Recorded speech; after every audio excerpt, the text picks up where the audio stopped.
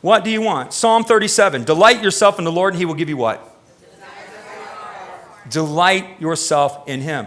Come unto me, relate to me. That word delight is intimacy. That's what it means. It means luxurious. That's what that word delight means. Find your luxury in me. Find your luxury in my spirit. Find your passion in me, and I'll give you everything that is sired in your heart.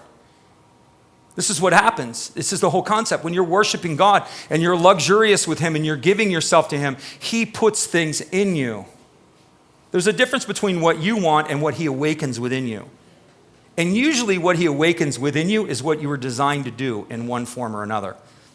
So the desire comes from him, right? But we have to delight ourselves in him.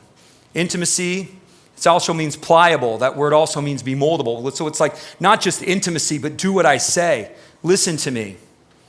Matthew 7, ask and it will be given. So here's the deal. It's God's desire to prosper you. This is going to sound really strange to some people because the church doesn't teach this, but this is true. Man was designed to succeed, right? And man was designed to overcome. Poverty is not of God. Poverty in a relationship is not of God. Poverty of mind, poverty of soul, poverty. Pick a poverty. It's not of God. It's not of God. You're designed to succeed. Jesus said, ask and you will receive, seek and you will find, knock and the door will be open to you. For everyone who asks receives, and the one who seeks finds, and to the one who knocks, the door will be opened.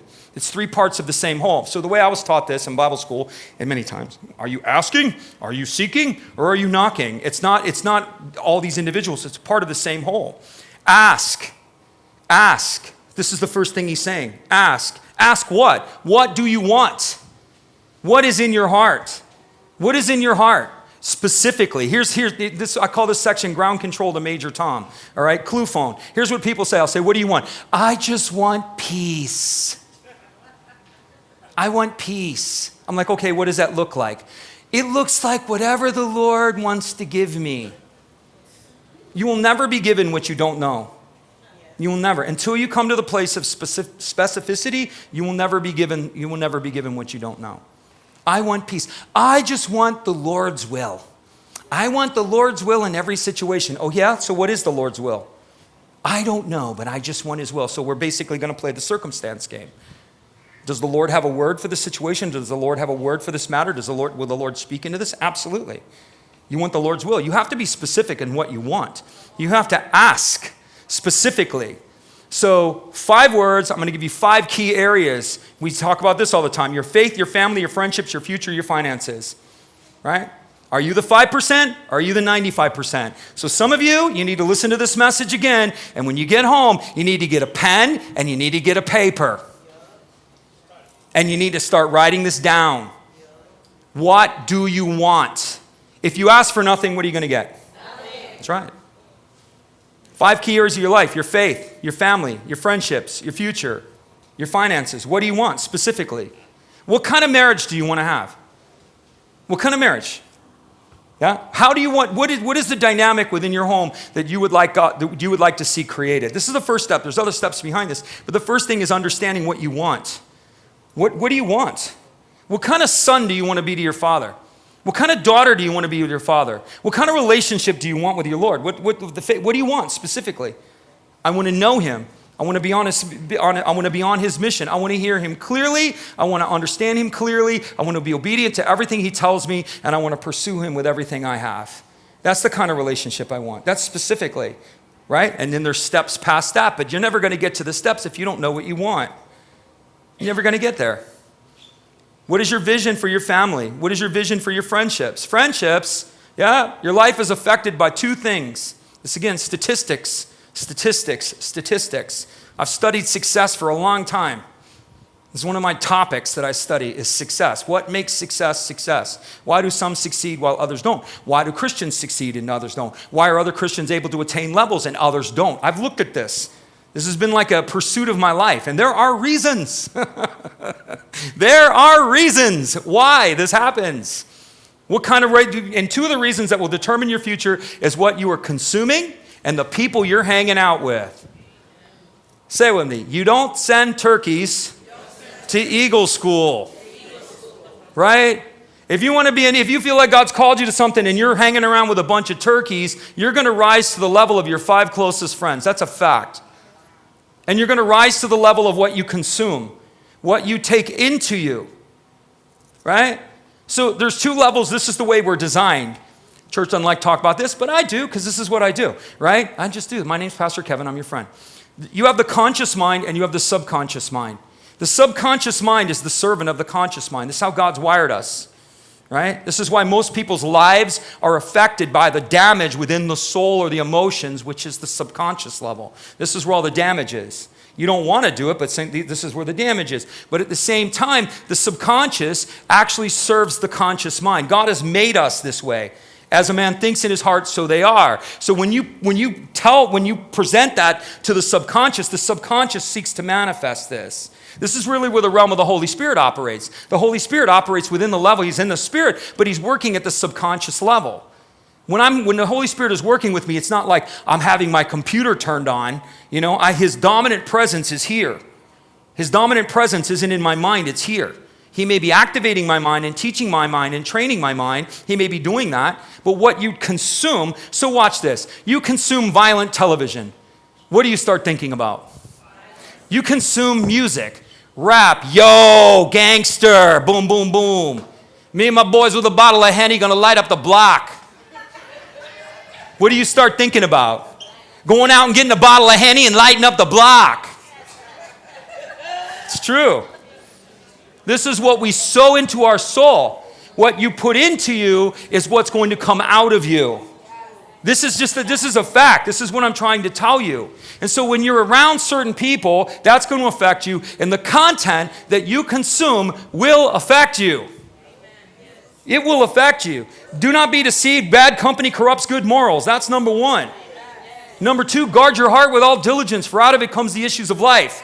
What's he saying? What you're consuming is what you're going to do. If you're going to consume novellas and you're going to watch everybody get divorced, or you're going to idealize your, come on, too close, right? You're on the couch this morning, Pastor. I don't like it. You've pulled into my driveway. I don't like it. And you're going to see all this stuff, and you're going to idealize your marriage, you're going to idealize your children, and you're never going to meet that standard. You're going to find yourself bitter and frustrated because you're consuming an ideal. It's not real. That's another story, but you got to guard what you're putting into you. This is what shifts you this year. You have to find out what you want. What do you want? I don't want anything. And you know what you're going to get? Zero. But there are 5% that will, and you'll see things change. Things will change. Right? So here's another thing. I want peace. I want what the Lord wants. What's that? What does he want? I don't know. Que sera, sera. Whatever will be, will be. Okay. Then I hear women that want to get married. Let's talk about marriage for a minute. All right? All the singles are like, please do. All right? I hear women say to me, I'm looking for my Boaz. You know what my question to them is, are you Ruth? Are you Ruth? You're looking for Boaz. Are you Ruth? Just a question. We all want Boaz. Women all want Boaz, but they're not Ruth. I'm looking for Brad Pitt. Have you seen the kind of women that Brad Pitt dates? You want a guy like that? Are you like that? First of all, he's shallow, narcissistic, right? Uses, abuses, and consumes and throws them out with the trash. Right? He trades the 40 in for 220s to Leonardo DiCaprio, right? Ooh, too close? Just saying. So we hear these stories and we want this. Or the guy will say, I want some, and she's got to be hot, man. She's got to be hot. She's got to be hot. I'll tell another Sherry story. So there was a guy, we used to go to this other church, and there was a lot of, it was on Miami Beach, and so a lot of, there was at the time the modeling industry was really, so there was a lot of models that were coming to this church. And my wife, of course, was a model, so this guy would come up to Sherry and he's like, oh man, can you introduce me to her? I really, man, she's just for me, man. She's for me. And the dude used to wear tracksuits. You know what I'm saying? Like Beastie Boys style. You know what I mean? I'm like, can you introduce me to her, Sherry? She's hot. And she kept saying this over and over again. So finally my wife's like, tells it like it is, elephant in the room. She's like, first of all, if you want her, she's not going for this.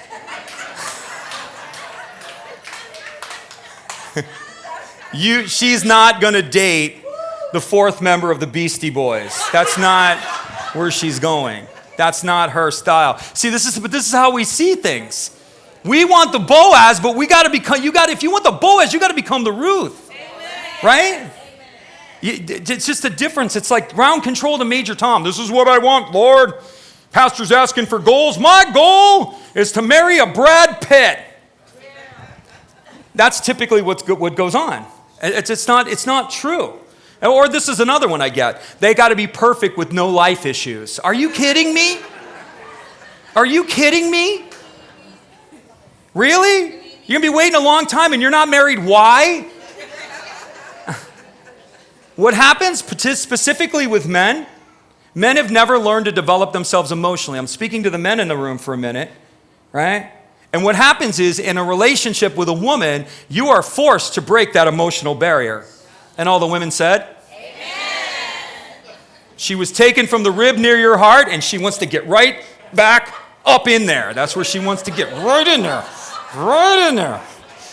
What are you thinking? Oh, nothing. You're thinking something. I know you are. Man. You have to develop. That's what happens. And so what happens typically with men is as soon as the emotional barrier is broken, they're looking for the door.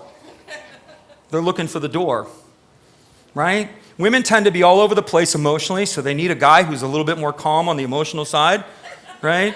And the dudes are like calm and like, and we need a little bit of woman that draw that emotion out of us. You're like, you're describing my marriage perfectly. It's true. But men if you're going to stay married and you want to get married, you have to get, it's not this fake thing. And I see guys all the time, as soon as it breaks the emotional barrier and they have to actually, flaws and all, start coming out, everybody runs away. And so the guy's always telling me, well, she's got issues. You know how many times I've heard dudes tell me that? I'm like, hey, what happened to her? Oh, she's got issues. And I'm looking at them like, and you don't? And you don't? It's true. He's not Brad Pitt. He's not my Boaz. He's not my Boaz. Well, maybe you're not Ruth. You ever thought of that? Just saying. What do you want? Why do you want it? It must have a kingdom value. So you must find the desires in your heart. What do you want for your faith, Christian? What are your goals? What do you want for your family? What do you want for your friendships? What do you want financially? What do you want for your future? Pick one area, right? Just pick one. And devote yourself 12 months to that area and see how far you grow in that area. Work on all 5 if you can multitask, if you want to do that. But those are the 5 key areas. Those areas will determine more about your life than anything else. So you got to understand what you want, what's in your heart.